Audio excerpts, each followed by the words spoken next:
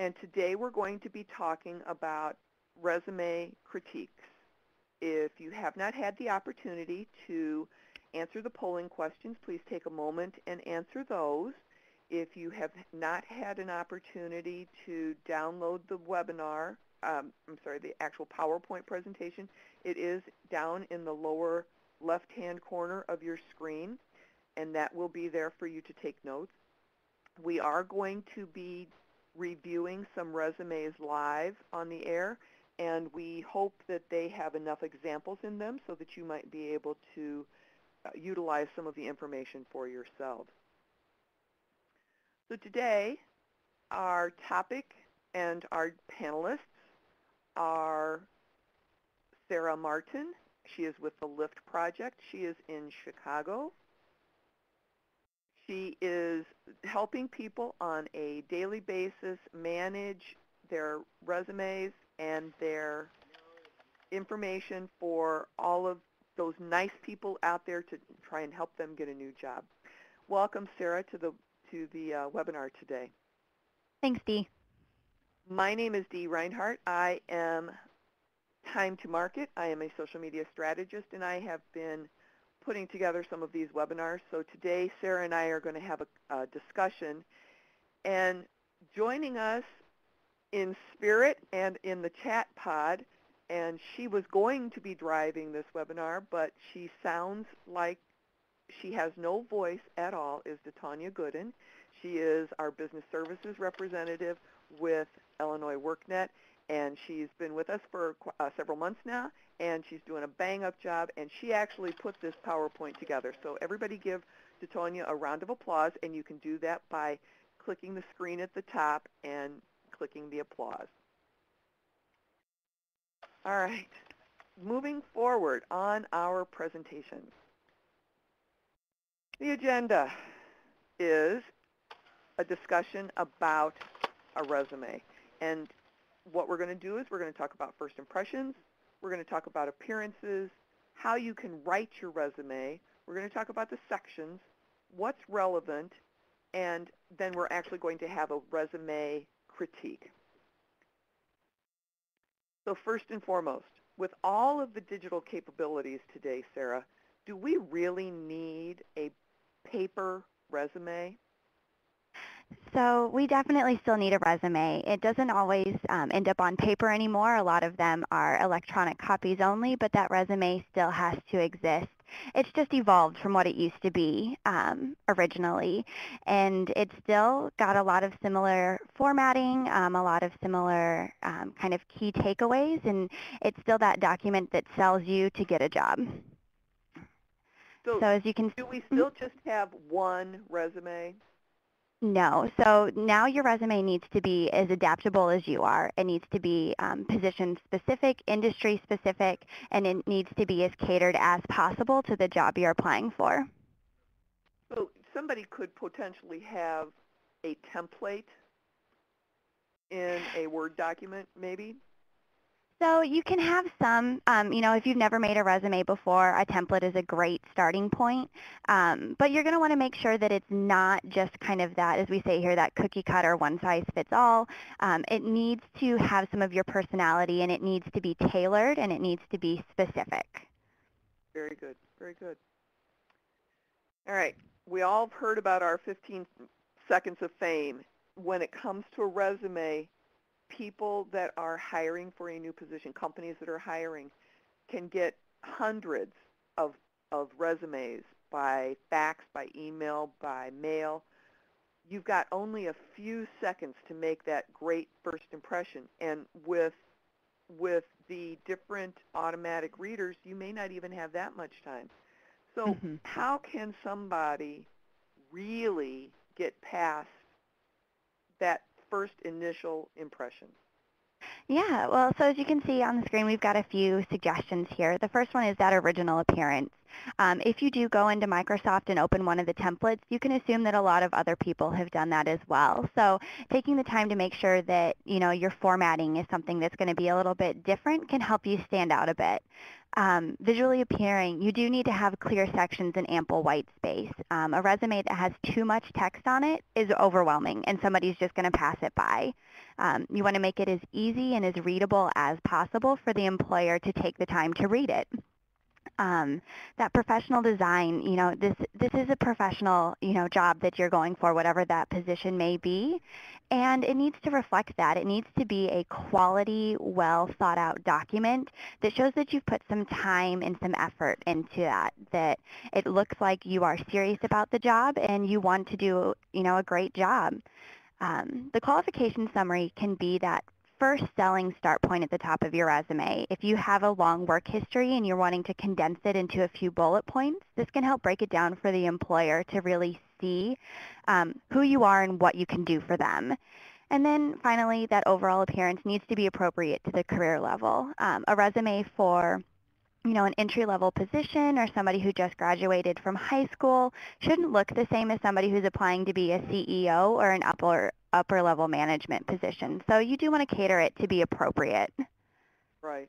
One thing that I know from graphic design is the adage, white space is our friend.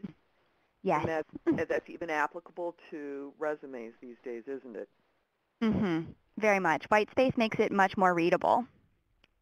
So we have a polling question here for you to answer. So audience, what is more appealing to you, the one on the right or the one on the left?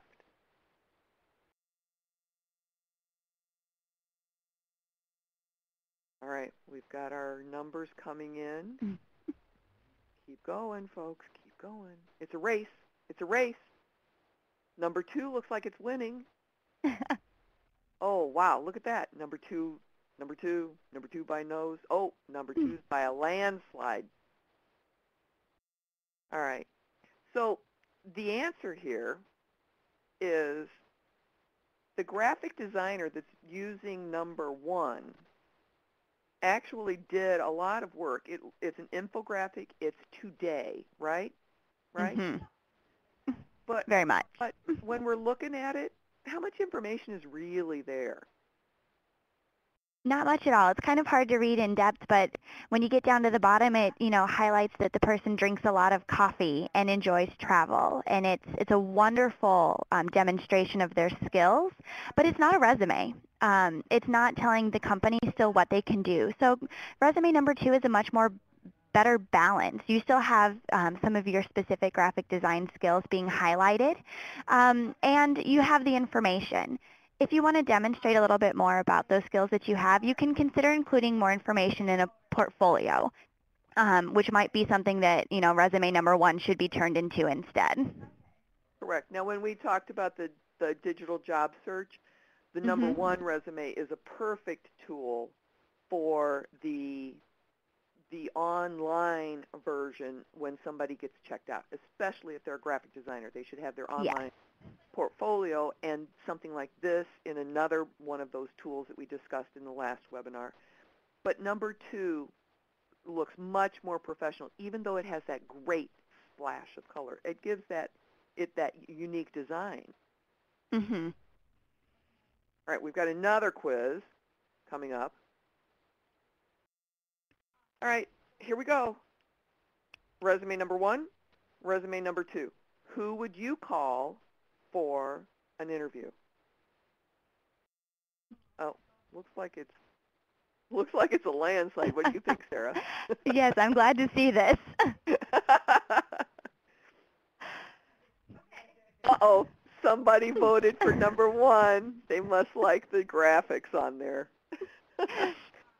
Okay, so in essence, basically what we're looking at is somebody that's just graduated from high school. So unless they've had a couple of jobs while they were working through high school, how do you make this work? And we are going to be talking about, we're actually going to be reviewing a high school graduate on our review. So the expectation is a high school graduate. You're probably applying for entry-level jobs, and the expectation is your resume is not going to be as robust as somebody who has 20 years work history. And ideally, you're not competing with those individuals. You're applying for something that is a little bit more appropriate for your skill set. So you don't need to. You're still going to have some white space, and there are some ways, as we'll talk about in a bit, that you can help flesh that out. But probably putting in a large graphic that is not relevant, that kind of makes your resume look more like a high school art project as opposed to a professional document is not quite the way to go. Now, if they are a cartoonist, would it be appropriate? So it may not be still the most appropriate on the resume, but it is still, as we said, it's appropriate to have supplementary documents if they're applying for a cartoonist position. As you can see a little bit, they've got a link there to the portfolio, but it's not something you want on necessarily the direct resume, especially here. It doesn't really add any asset to it. I don't know what type of work he's interested in or what he's done, and you're just kind of distracted by the giant skull that's staring you in the face. Yeah, if he was going to draw something, I'd think it would be a little bit more universal. But the Yeah, portfolio is the best idea. yes, portfolio. Next thing that we want to talk about is the writing style. Now, there's an API guide. There's a Chicago style guide. There's different style guides once you start writing news releases or once you start writing different things. But is there a style guide that's essential to a resume? So there's not necessarily an official style per se. There's some general rules that people follow. On a resume, you don't generally wish to use the word I, just kind of like when you go back to high school writing classes where you were always told to take out that kind of first position, I did this. You want to make sure that it's just eliminated. Nobody wants to read a resume full of I did this and I did that, which is when you get into using those strong action verbs that start your sentences. And kind of one of the other general rules of thumb is that things need to be brief. Bullet points are still very much part of the resume, as is making sure that you're not using long, drawn-out sentences. Just like we said a few minutes ago, people take 15 seconds to skim over this to begin with, and nobody has time to read a paragraph full of text. So keeping those two things in mind can really help with the writing style. As we also show here, having no typos, spelling, or grammatical or syntax errors is pivotal. You just can't really afford, unfortunately, to deal with, having those errors because they do stand out. One of the key things a lot of people struggle with is making sure as your work history changes that you're keeping your tenses correct. So if you're currently doing a job, using the present tense verbs is perfectly appropriate. But if you aren't working at that position any longer, you need to make sure it is past tense and that it matches. Same thing for dates. I actually recently just had a friend send off a resume and she messed her dates up, and it was something she was very embarrassed about, that she didn't realize that she had incorrect information on her resume. If you're trying to help hide gaps, you can definitely use years as opposed to month and years, but they still always need to be accurate. Very, very much so. Now, one thing that I've noticed, because I have to do a lot of my own editing, I've noticed that if you read something out loud, it helps you determine whether or not it makes sense or not. So if you've Definitely. written a phrase, read it out loud to yourself, or else ask someone else to read it out loud. And the other thing that I always do is I have someone who doesn't necessarily know what I do exactly read it and see if it makes sense. Yes. Then that way, if somebody that doesn't know what I do, it makes sense to them, then it will definitely make sense to the hiring manager. Most definitely, and it's always great to have a second set of eyes look at your resume because everybody will always catch something different. Sometimes when you make your own resume, you're too involved in it. You know what you were trying to communicate via paper, and it's hard to take that step back to see if it's effectively happening. So having, somebody who is a professional look it over, having a friend, visiting someplace like the Illinois WorkNet Center to have it taken a look at can really help catch more of those errors. Right, exactly right. Sections. We have different sections in resumes, and we actually spent quite a bit of time on a webinar that we had in a previous webinar, and Natasha or Chelsea is going to put that link up on the chat pod for us. one of the things that we need to do is make sure that we're being consistent. So let's talk Mhm. about how we can talk about these sections. Yeah, so there are some pretty standard sections that occur on most resumes. You're always going to have a work history in there somewhere, whether that's professional experience, volunteer experience, you need some form of work history is going to be listed. Um, as is your contact information always needs to be on there. Generally, there's an objective or a summary in addition to an education and then a skills section. As we say here, they need to be placed in the best order to highlight your strongest credentials. So somebody who's a recent graduate is probably going to list their education first because that's what they've been spending the most amount of their time working on. Whereas somebody who has a 15-year work history, their education is still relevant, but it can probably be listed at the end of the resume as opposed to the beginning. It's all about, as we said, 15 seconds. You want to make sure that if they only read the top third of your resume, that it's enough that they want to continue reading. Right, right. In Now, terms of format, yes, oh, yes. go ahead. So I was just format, going to the ask two about that.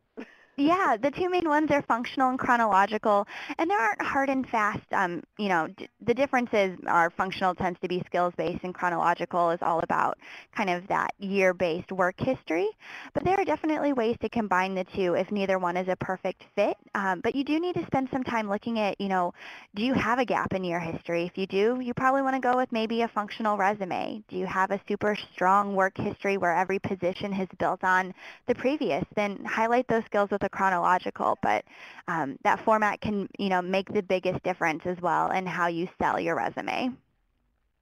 And the combination resume is also Mm-hmm. very easily adapted for somebody that's Yes. my age that has a long work history and has many skills that we've acquired over the course of Mm-hmm. time, and in some cases 12 years at one job. So you need to actually check with somebody to make sure that you are using the right format. Yeah, it's definitely worth a conversation because you might have a resume that's not bad, but it's not as powerful as it can be for your specific situation. Right. Now our next slide that we're going to show here has the basic uh, sections that we want to uh, pay attention to. Now tell me, we all know that these certain ones are there, but tell me Mm-hmm. how important is this one right here? Yeah, so the honors and activities tends to come into place in a few different situations. The first one is it can be extremely important for that high school graduate or the recent graduate who tends to have maybe spent a bit more time doing academic activities that don't directly relate to work experience, but do, demonstrate that your qualities.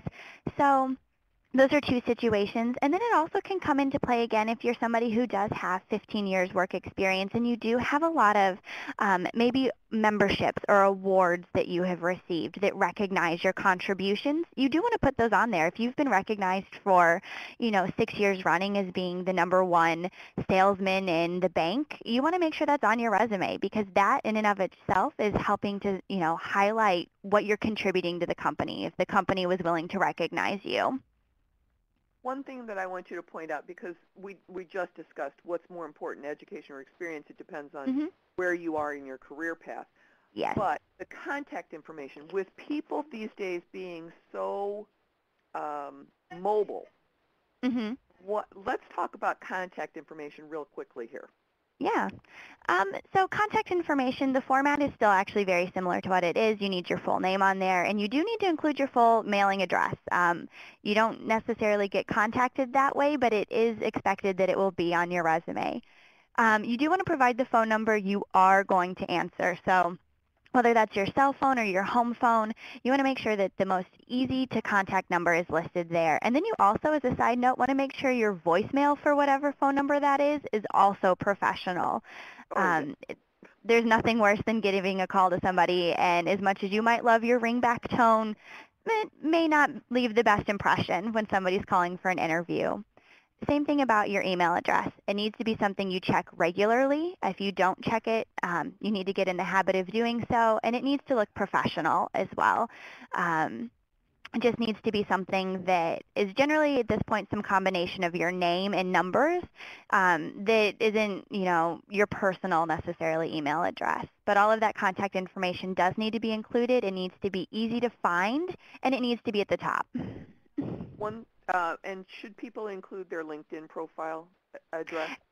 Yeah, so I think that's something that if somebody feels they have a good LinkedIn profile that is going to contribute if somebody visits it, you can include that information for people to visit. If your LinkedIn profile is not up to date and not a great reflection of you, I would not encourage them to visit it. You have to assume they're going to visit everything you list here, so you want to make sure that it's definitely representing you well. Let's talk about email addresses also. If you have an AOL address, it could date you. Yes. I would Gmail suggest is where everything is. email. Yes, that's what I was just going to say. Yep. Same. I definitely see when I do resumes some Yahoo. So if people check their Yahoo accounts and they're not comfortable creating a new one, that one's generally okay. But if you're still back in Hotmail, AOL, or an email provider that nobody has heard of, I would definitely recommend opening a Gmail account. And we also discussed in our job search in the digital age, we discussed potentially purchasing your own domain name. So d@dreinhardt.com. That's another way to have a professional email without having a lot of expense. Yep. Moving on, we want to talk about how relevant is the information in your resume. And then I want to add on to whatever you say here when you're finished. Yeah, so resumes have to be relevant. I think this is one of the things where people ask whether or not it's useful anymore is because some people's resumes aren't relevant to the job they're hiring for. It needs to be as easy as possible for the employer to see why you match everything they're looking for their company. The content should support the career goal. You need to be keyword rich, packed with industry buzzwords, acronyms, whatever is relevant to your position. Personally, I recommend people sit down with the job listing in their resume and make sure they're able to check off all of those things that they're listing as requirements and things they're looking for, that you're matching all of the keywords that the employer has already targeted. Same thing about that information being relevant to the industry. If you have personal certifications or awards that are things that give you a leg up in your industry, they need to be there. They should be on your resume to really help connect those things. As we said as well, a lot of times it's not even being searched for by an individual anymore. It's being searched by a computer. So if your resume isn't tailored to the specific job that they're looking for, if you don't match those keywords and those descriptions, it may not ever make it to human eyes. Right. One thing that I want to point out is you mentioned keywords on a paper resume, but it's also critical that those keywords are included in any online tools that you're using. So Yes. it needs to be the same thing in LinkedIn as well as on your paper resume. And the one thing that people need to make sure that they're looking at is that the hiring managers are looking at it as to what's in it for me. So they're going to say, how can this person solve my problems? How can they make me money? How can they save me money? Those are the things that they're going to be looking at online as well as on paper. Very much. So before we move out of this section, I want to answer Carol's question. So when we post a resume on job boards, is it better to leave off your residence address and just put the town in? And especially if you're trying to move for a job, what's the opinion there? So I would say if it's on a job board, you do want to make sure that you're kind of limiting some of that contact information. If you don't know who's going to be able to see that information, that's always kind of a risk you take a little bit.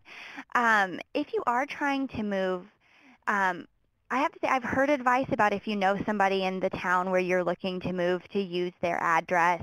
I can't say that I would necessarily agree that that's going to make the huge difference. I've heard of industries who will only look at you if you're local.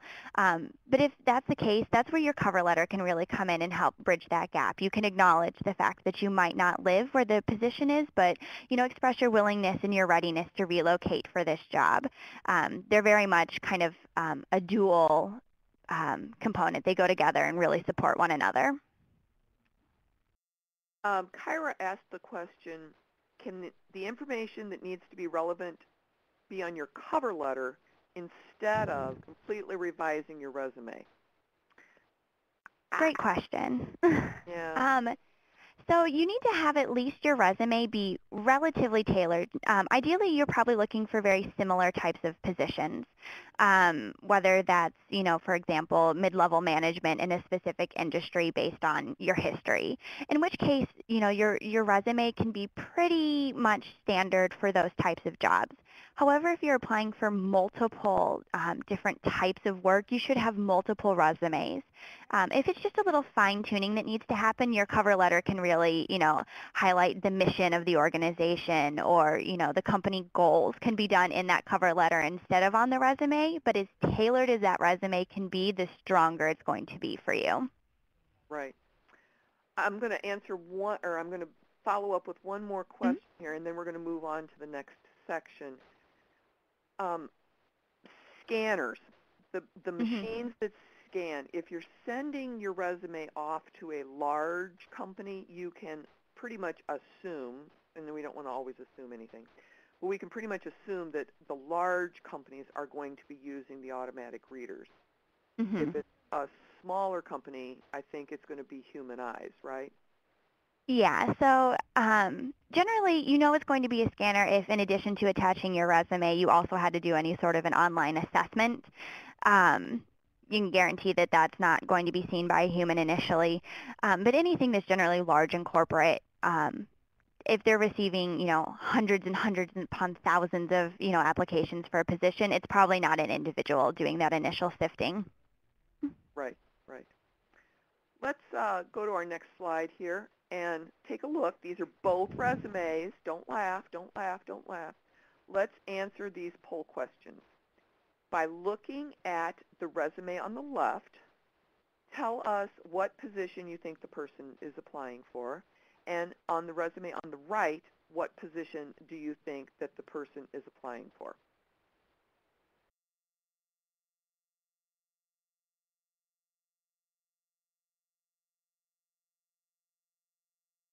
Okay, it looks like it's hands down. And if you guys printed off your presentation, you can probably read it better than I can on the screen here.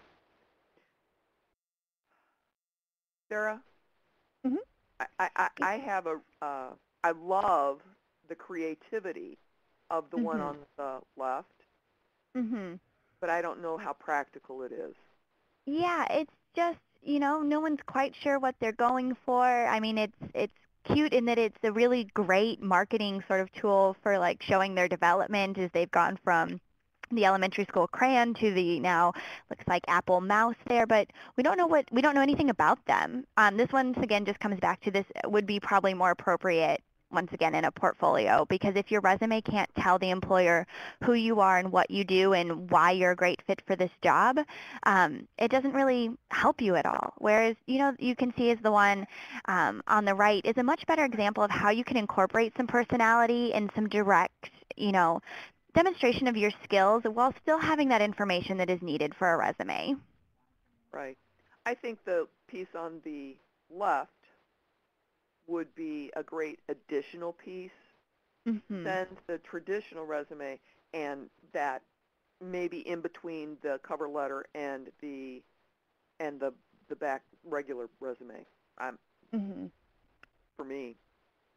All right. So do we know who is the winner there on the one on the left? Do we know what position that one actually was for, DeTonya? Type it in the chat pod if you want to reveal the answer. All right, moving on to the next slide. We're going to be starting into our resume critique. And what we're going to be doing on this actual resume is, on these actual resumes, is we're going to take a look at them, and we pick them at random from people who volunteered their resumes for us. We hope that the information that we provide for you will be able to be useful for everyone who is participating or is viewing this recorded webinar. So let's take a look at the resumes.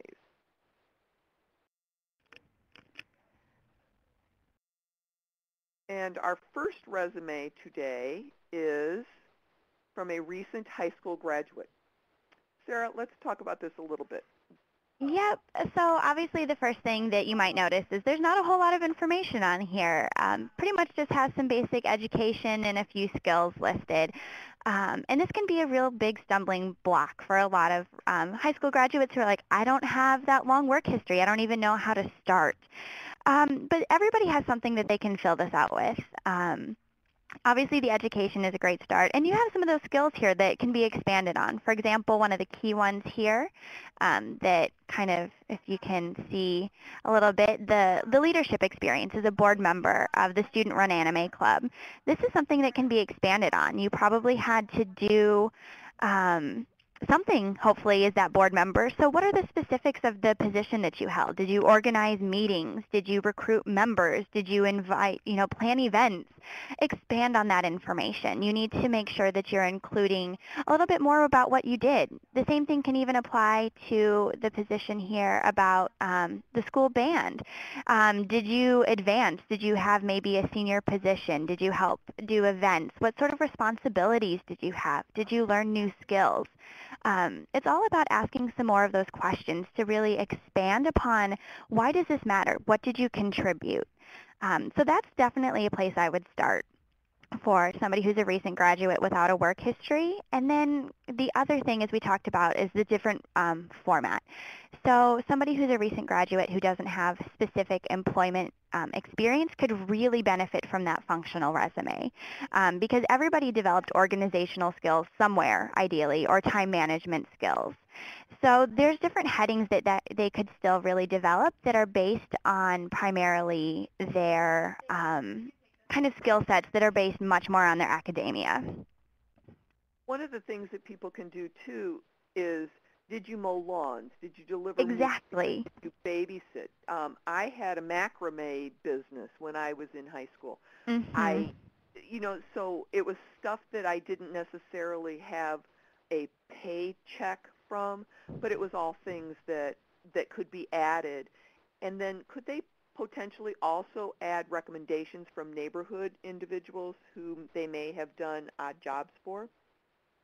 So it depends. Typically, those are a little bit stronger in a cover letter because you get the opportunity to expand more information. So you can give, I've had cover letters before where people give a quote from somebody who wants to sell them. More so you want to focus on the hard skills as much as possible, or those soft skills, the concrete things, as much as possible on the resume. Right. Very good. I'm going to move on to the second resume. So we're going to move this up and expand it here. Oops. Okay. Jim Smith. Jim Smith is a fake name, so don't worry about this. Let's talk about Jim Smith's resume here. Yeah, so I just want to touch on first on one of the things that I really like and I think is super important, and that is going to be, oh, where did that just go? There we go. It's going to be I'm having a hard time moving this. Click right there. Right there is going to be the technical summary. This is very easy to read, as you can see here. We know exactly what databases, platforms, programming languages, and software he is able to use. And that's great for an employer. They don't have to go searching through the resume to see where it's hiding behind. So that's definitely one of the first things that I saw when I looked at this resume was how easy it was to see that information. Yes. Kind of on top of that, though, right above it, as we can see here, we have what is their sort of summary. And this is a great thing to include in general. Having that summary really can highlight a lot of experience that you have. But it's not necessarily always best in paragraph form. So sometimes if you can break some of these things down into bullet points as well, it can just be that little bit easier to read. One thing that I noticed on this was the key accomplishments Mm-hmm. under each position. Uh, i- uh, He has his job skills, it looks like, but I think the accomplishments might be a little bit more useful because, again, it's telling the employer what's in it for me. Yes, this key accomplishments section is great. That's something that you definitely, it's highlighting exactly what you brought to this company, which is exactly what companies want to know. So a lot of times people fall in the rut of trying to explain what they did at a company and not what they did for a company. And it can be a difficult balance to strike. You know, when somebody asks, well, what did you do? I answered the phones. Well, how did that help? What did that do for them? And that's what you want to sell yourself with on a resume. Right. The one thing that I noticed about this is it's very word heavy, a lot of Mhm. words. I think trying to truncate some of those phrases to make sure that it's a quicker read so that somebody can Yes. scan. There seems to be a lot of good keywords in some of it, but in some cases it's a lot of the soft skills. So maybe that could be a functional component that could be just one section of all of these functions that they've performed over all of these jobs, and then use the key accomplishments underneath the Mhm. specific job. Definitely. And then there's one more thing, well, I guess a few more minor things that we want to draw attention to. First of all, you do want to make sure that you keep your fonts the same. So as we can see here, we've got one font going on here and then another font in this section here. You can use a different font for your headings if you're wanting to draw attention to those, but you need to make sure that all of your headings are in the same font and all of your content text is in the same font, because it's just really distracting when you get partway down and all of a sudden something new is jumping off the page at you. Um, and on that note here, so we do have an explanation. So this one option right here is not actually part of a work history. It's an explanation for a gap on your resume. As we know, there are more and more gaps that are appearing on people's resumes as it's been difficult to deal with being laid off. But one thing is you don't necessarily want to include this information directly on your resume. This is, once again, where the cover letter can really help step in and fill that gap. This is a lot of personal information. If there was something else that was occurring during this time, whether that was an additional class you took, some volunteer work, some project work, and it could be, you know, something minor, that's a little bit more information to include. Including something, for example, along this list line about being placed on disability detracts from the rest of your skills. So you don't want that to happen. And the other thing that I noticed is the alignment. We're Mhm. inset a little bit on the right, and then we're outset. So pick an alignment and stick with it, because the rest of the resume looks like it's all full justification, which makes things more easier to read. Consistency. Yeah, Let's move same on thing. to let's move on to resume number 3, All right. and we're looking at uh, 2 pages here of, I'm sorry, 4 pages here of a resume. What what's the standard for a resume in So page size? yes, for entry level or people who only have, you know, a handful of years of experience, one page is the standard. Even for individuals who have a substantial work history, 2 pages is kind of that expected amount. CVs are a little different. If you're creating a CV where you're pursuing an academic career, that's a different ballgame because you need to include more of that information, but a resume should be 2 pages, kind of at top. The one thing that I noticed on the real resume that we looked at is the name at the top did not match the name of the email. It was 2 different names. Um, with emails being able to be obtained online with Gmail or Yahoo, whatever you're going to use, you need to make sure that the email address that you're using reflects the name of your the name on your resume.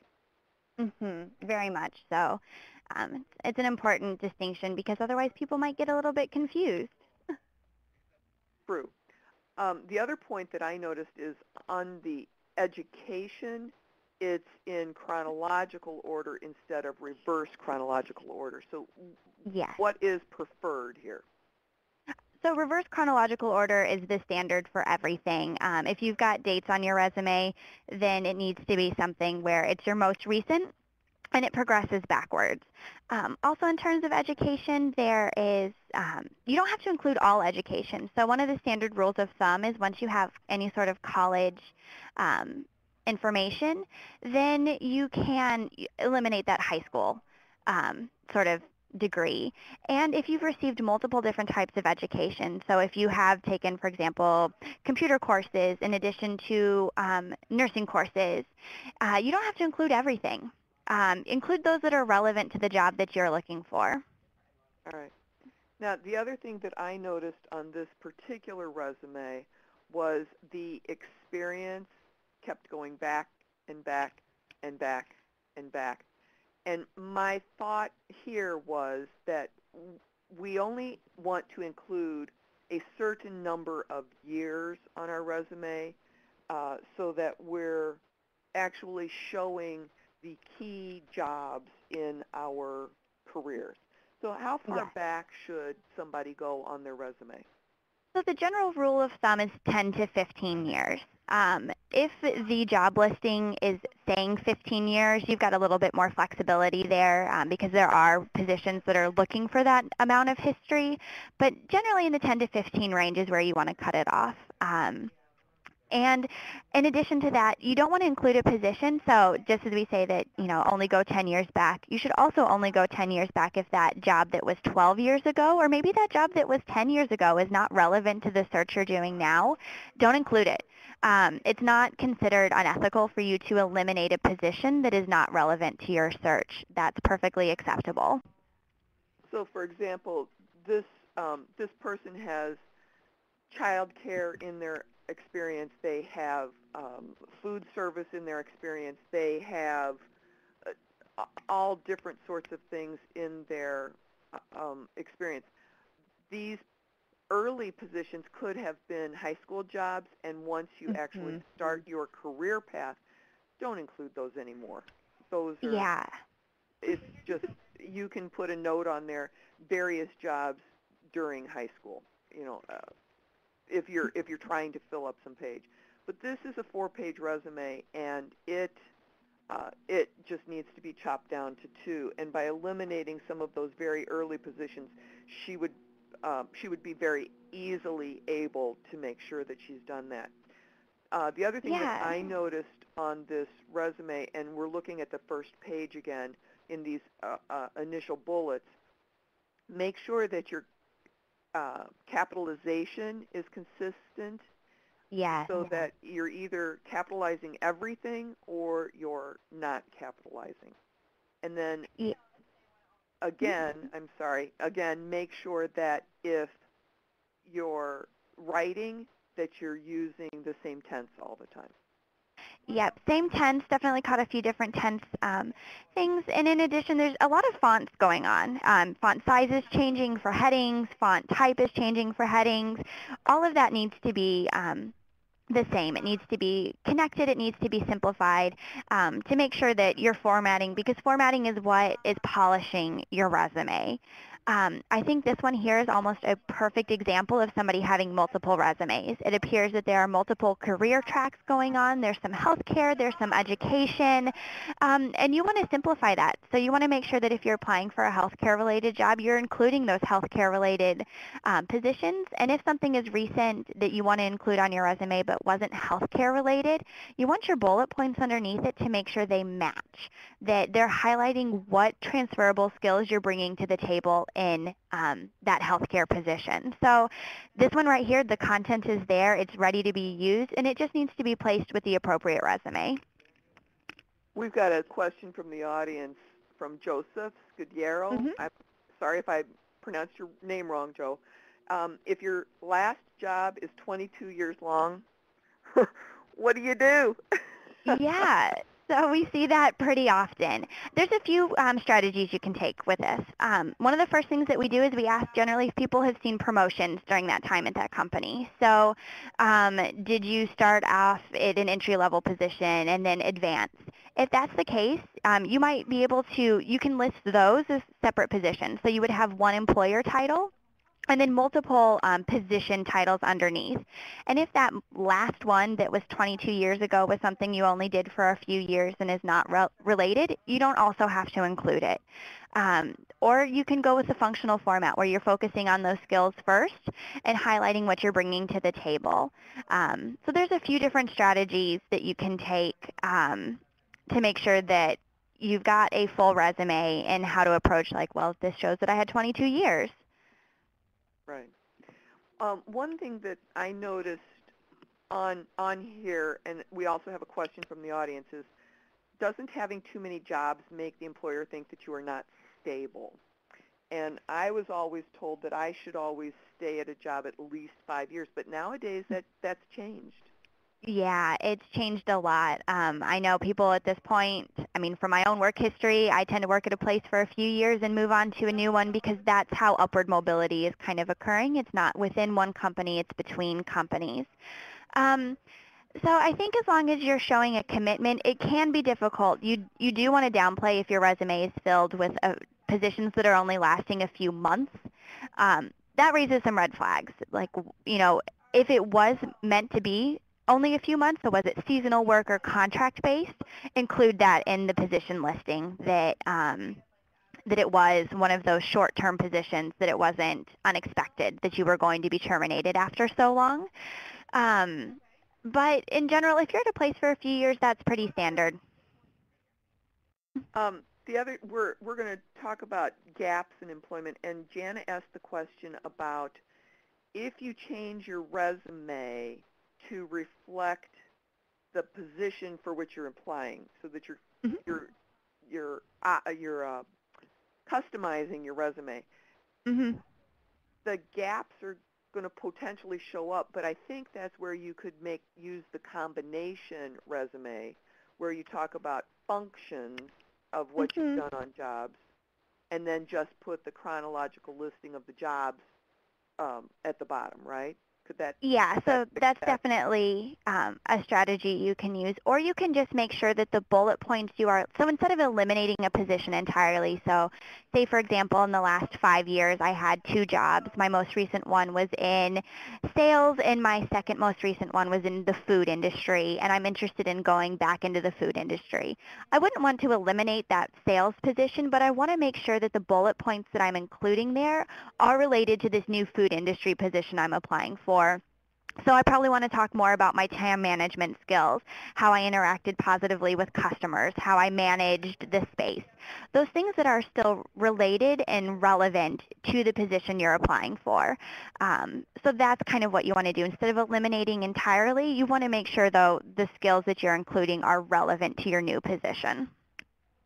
Then the last question that I'm going to have you answer right now is, someone is going to start taking classes. Do they add it to the resume, or do they wait until they're certified? And my immediate answer would be it depends on what they're taking. Yeah, so we generally say if you're in education, even if it's not completed, you can add it to your resume starting now, and you can write your expected graduation date for whenever you're going to complete those courses. That's a good point. Good point. All right, so let's move on to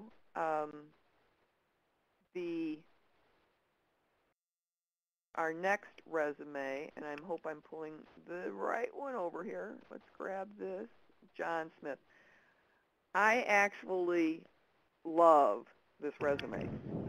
Mm-hmm. Go on, and you talk about what you think. Yeah, so I think this one here is a really great example of the proper use of white space. As you guys can see, it's really easy to read. There's great bullet points that are kind of directing the eye. There's different sections. The contact information is great.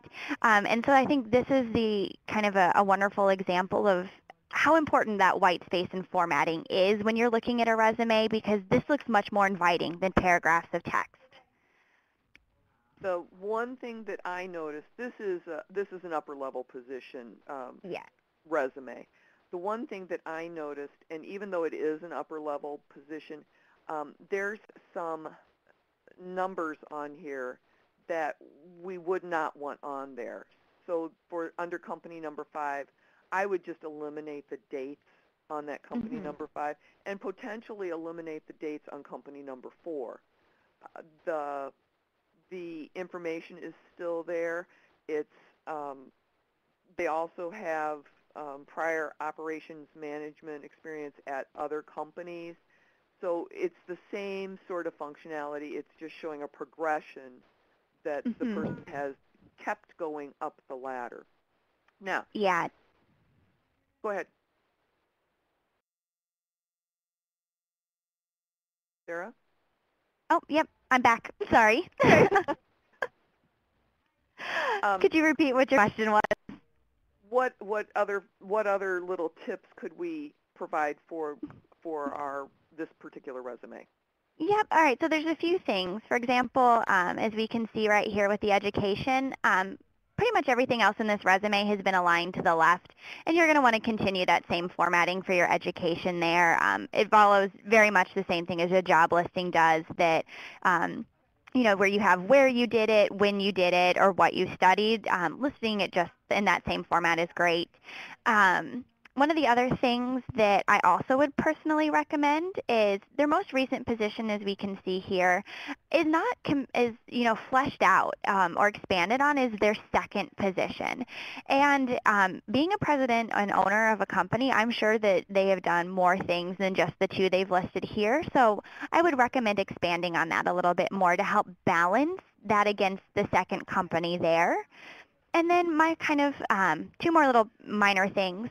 The heading that you see here, John Smith, it should always have the same information as on the first page. So if we go back up to the top here, all of this contact information that we have should continue on to page 2. They did do a great job about identifying this as page 2, because you do want to make sure you do that somewhere on the resume where they know this is page 1 and page 2. And then finally, my last tip would be there's extra white space down here. And if you're going for a 2-page resume, you want to fill the 2-page resume. So they can either expand on some of their existing work history, or they could potentially add in a new skills section where they're listing the specific skills they have. If there's any memberships or awards that are relevant, any additional certifications that are relevant to the work they're doing, they could add in that additional section there to help fill up that white space. Could this be a good place for the honors and awards and potential social service to the community? That all helps with networking. So could it be? Yes. Yeah, if they've sat on a board, that can be a huge thing. If you're, sitting on a lot of local boards, if you've had a long-term volunteer position, you can help flesh out and round out your resume as well. Okay.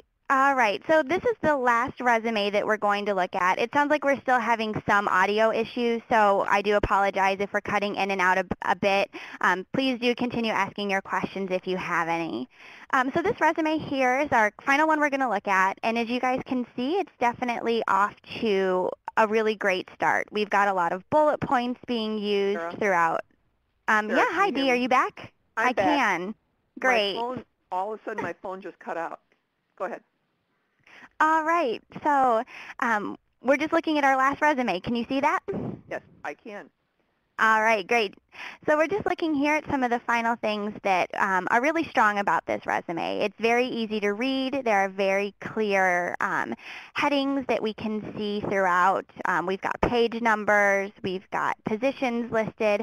But there's just a few things that we could do to make this resume a little bit stronger. One of the first things that I do want to draw attention to that does crop up fairly often still is the references available upon request. This is something that is kind of left over from previous resumes, and at this point has just kind of expired. The general assumption is you don't need to include this line on your resume anywhere because if the employer wishes to have references, the expectation is you will provide them.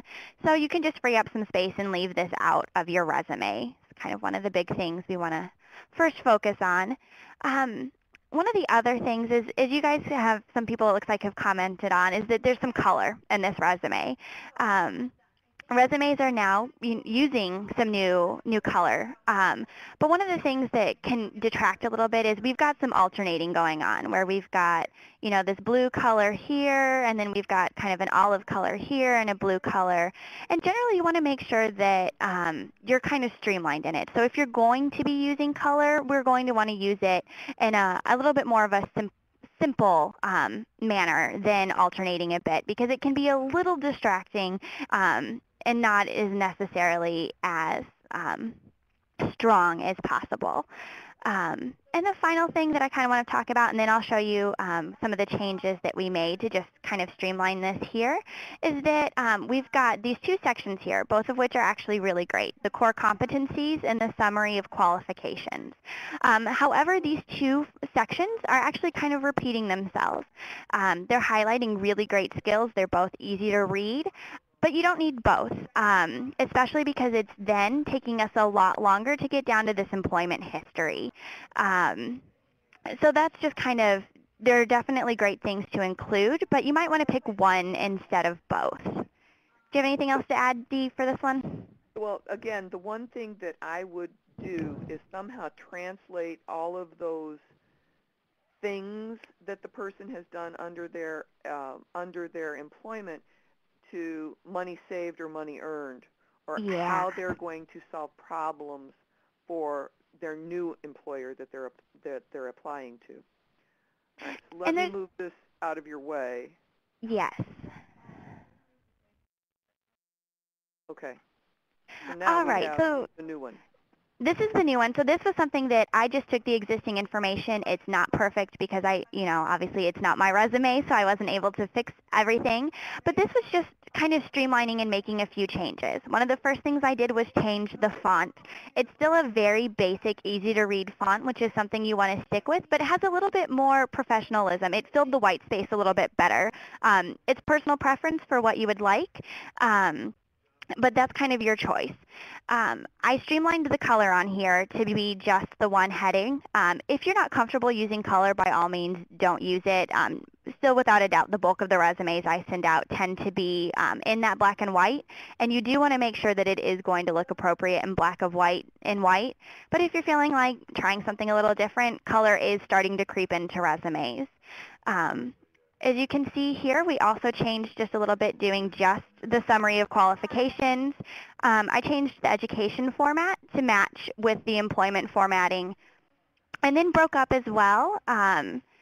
She had one big listing for the Illinois WorkNet Center where she had, as we talked about earlier, some advancements. So she used to just be the employment and training representative, and then in 2012 moved into a new position.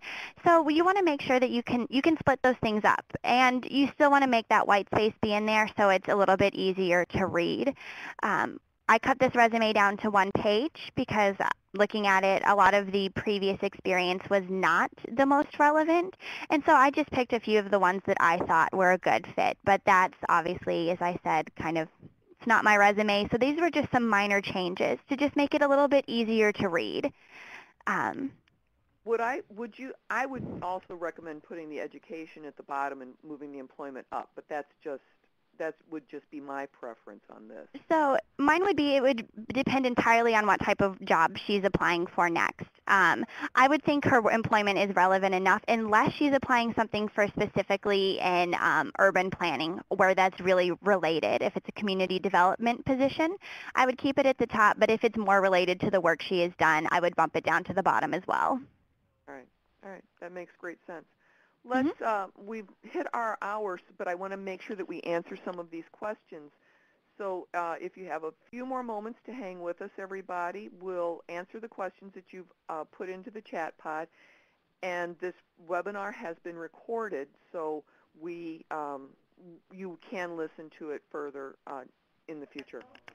So how do you cover a 3-year gap where you were under doctor's orders not to work and went to school to update some skills? Well, so if you were in school during that period, I would start with the school and include that information and make sure that it's on your resume. And put the education part first before the Yes, employment. All yes. right. And then Carol asks about working for temporary agencies. If you're working for one temporary agency, you can list the temp agency and then put various positions and then put the time that you've worked for the temp agency as your time frame, and then the multiple types of positions, or hopefully only one type of position, under that particular company, right? Yeah, so I would do it very much where, so like if we kind of just look a little bit down here, that you would list like the temp agency name here, like the title that you did, and still just the various duties instead of listing each one individually. Because the focus is more, obviously you're probably doing a little bit more of contract-based work. You might be somewhere for a few weeks or a month, and you don't want to list all of those individually. Correct. Leaving off dates, we don't want to be inconsistent with dates. We just want to eliminate dates that are going to age us. So Correct. I'm And usually older. what my biggest recommendation would be listed under additional experience. If you're not going to include dates because you don't think it's an important, because you think it's a position that's too far back or is going to be an odd set of dates, I just list it under additional experience and take the dates off there and then do that only for the additional experience. All right. Donna asks about having worked for the government for 28 years. Her job moved, and so now she's in the workforce. She's had 5 different jobs in the past year and a half. How does she manage that on her resume? So in the past year, what I would recommend is pick the relevant ones and just use the year. So if it's been, 2011 to 2012, you don't have to include months on your resume. So that's what I would do is I would go and just include the years and only pick the relevant ones. Irene asks about using colors on the resume, and you want to use subtle colors. There actually was an article that I posted on the Illinois WorkNet company page about using a color and which ones work best. So you can check that out, Irene, if you want to. A summary is important on a resume, but it needs to be your summary of skills. That was answering Jari's question. The best format for online resumes is going to be determined by the online resume tool that you're using. If it's Career Builder or Monster, I believe those are all chronological. If you're posting your resume on an online, on a website, it's going to be up to you. Is there a reason to put education ahead of employment? Yes, we addressed that. Especially with if you're going to school to upgrade your skills. And should a hard copy of a resume be different than an online resume? Potentially, but I'm thinking, go ahead, Sarah. Yeah, so you just want to make sure your online resume, it depends on how you're sending it and where you're posting it. If at all possible, you're going to want to put it in a format where it's not editable online, so that needs to be in a PDF or something that has been locked. But as you guys have probably all experienced, when you have to copy and paste a resume in, a lot of that specific formatting doesn't translate. So you may also have a separate resume that is not formatted in just your basic your basic information. So that way if you're having to copy and paste it into one of those online application boxes, it still looks appropriate. Using a Word document, you can password protect a Word document. So then you can still post a Word version of your resume on the Internet. So then that way anybody that prints it may be able to see it. If you save it as a PDF, you have to make sure that it formatted the way that you wanted it to be formatted. Typical font size, I'm thinking between a 10-point and a 12-point, depending on what the font actually is. Yeah, so nothing smaller than 8 is the biggest thing. It depends a bit on the font that you're using because one font size 8 is completely different than another, font size 8. You want it to be easy to read. You don't want somebody to need to have a mic, what's that thing called? Look through. Oh, the viewer? Yeah, one of those, Oh, I the can't think of readers, the word the now. automatic readers. Yeah, yeah, you just want, it needs to be easy to read and very clearly visible. Same thing, you don't want to be too large, so you don't want to have like size 16 font to fill up that white space. So somewhere usually between about 9 and 12. You can always Magnifying adjust glass, yes, that is the word I was looking for. Thank you. magnifying. You can always adjust your margins too to make them a little bit bigger so that you've got more external white space around there. Laurel Yeah. asked about using bullets and pasting the resume. The document gets out of line. It's because you're going from a formatted Word document probably to an online, and many times Word formatting doesn't cooperate well with online posts. So you just have to make sure that your bullets are standard bullets, and that you can go in and kind of adjust with spaces on there.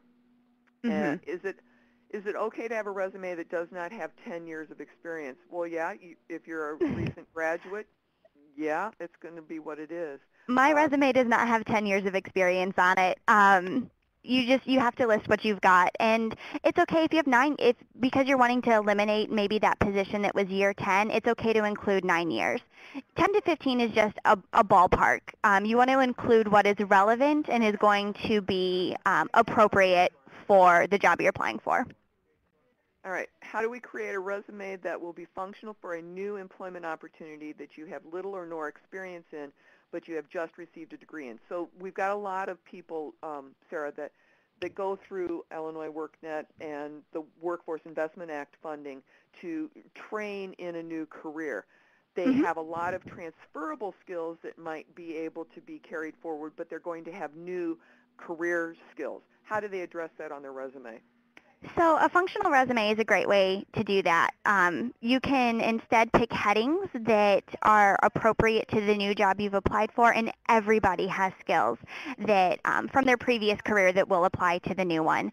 So it's just taking the time to make sure that you think about it in that, kind of that lens. So why are you, with the experience and the skills you have, going to be an asset to this company in this new position? So I would definitely recommend, if you're using either a functional resume or a chronological, that all of the points that you've listed are focusing on those skills that will apply to the new job. How do you list a gap in employment for taking care of family, period? Doesn't have to be parents. It could be your kids. It could be a sister. You're doing domestic work for a period of time. How do you list that on your resume? So it depends a little bit. I've had resumes before where people list that as a job, where they list it as a caregiver, and they say they were self-employed, and they list the skills during that time because, once again, if you're taking care of your parents, you were probably developing really great interpersonal skills. You were developing time management skills. You were learning new information and new resources. And you can treat it like a job. It's just an unpaid position, and that's okay. You want to make sure then your heading is not work experience, but maybe professional experience or something along those lines. But you can list that on your resume and just treat it like a job.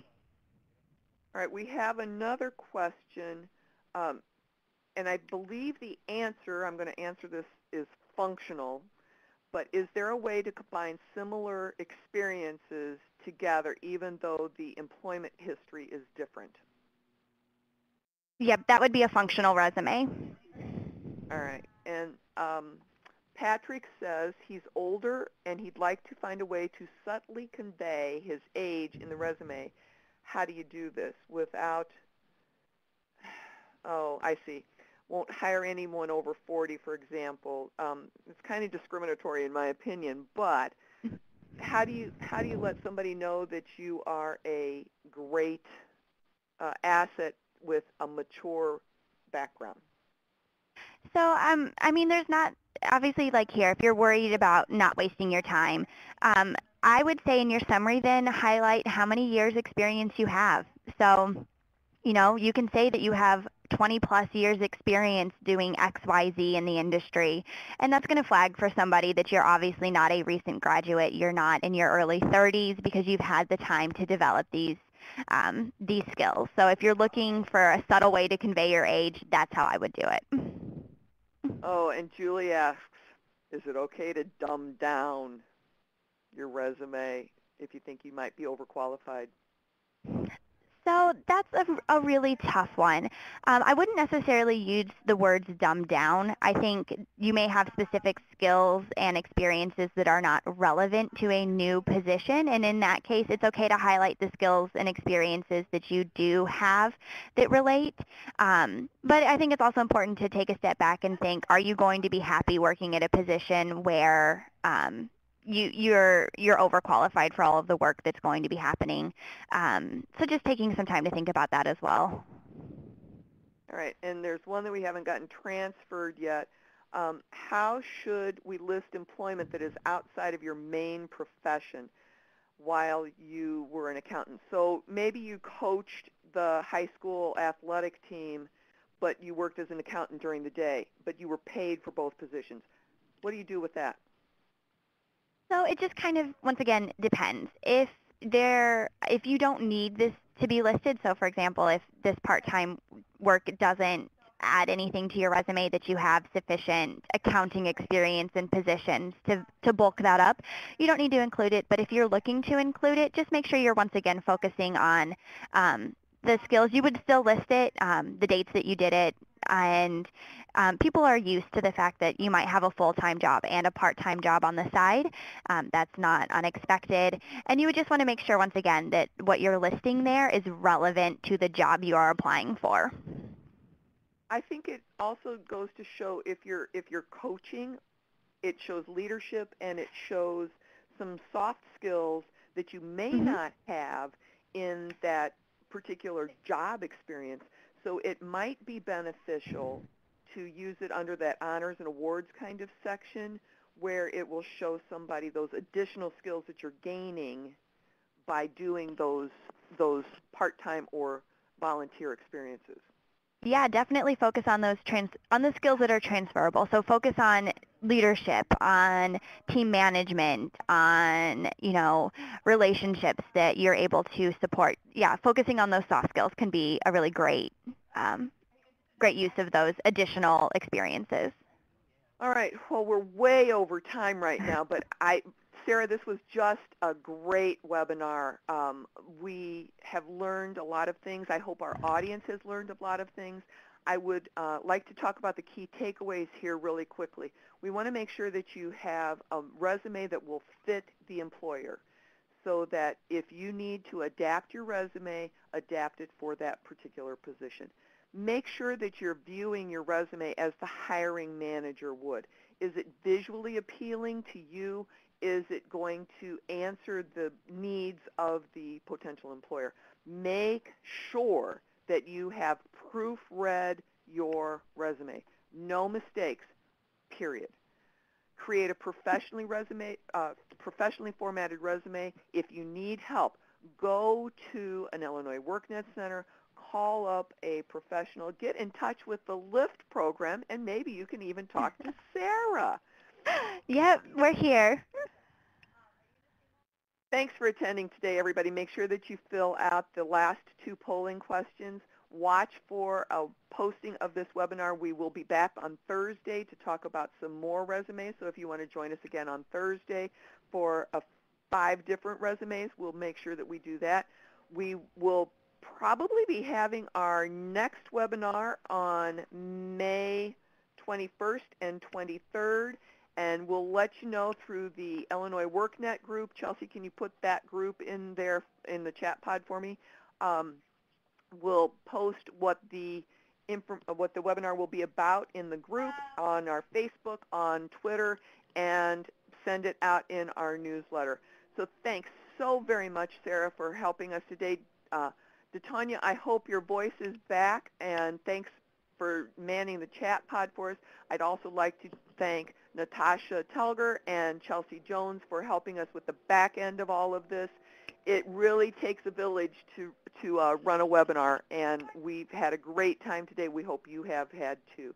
Thanks for joining us. We'll leave the chat on for a little while so that you can take a look at the links and the information